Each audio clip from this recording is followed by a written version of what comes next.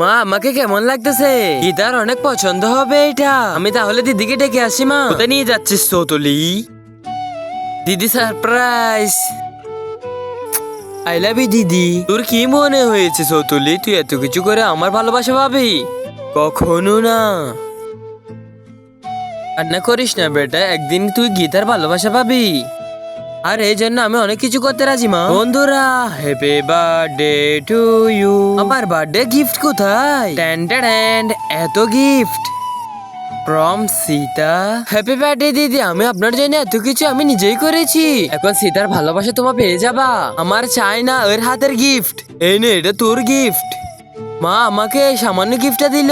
এভাবে তোর সাথে কে গেম খেলতেছে বুঝে গিয়েছি। আরে তোর সতলি বোন এখানে কি করতেছে? আপনার ফেভারিট গেম বানিয়েছি দিদি। এখন তো পেয়ে গেছি তো তোমার ভালোবাসা। ভাস্কর সতলি, তুই যা করবি কর, তুই আমার ভালোবাসা পাবি না। আরে আমার দিদি তো এখানে ছিল, কোথায় চলে গেছে? তোরা সেটি দেখার আগে এর ভিতরে তুমি কোনটাকে বেশি ভালোবাসো, মাকে না টাকাকে? তুমি যদি আমার মতো মাকে বেশি ভালোবাসো, ভিডিওতে একটি লাইক দিয়ে চ্যানেলটাকে সাবস্ক্রাইব করে দিও। আমার কি হলো চোখে? চিন্তা করে না দিদি, আমি তোমার জন্য জীবন দিতে রাজি। তুমি আমার বড় বোন।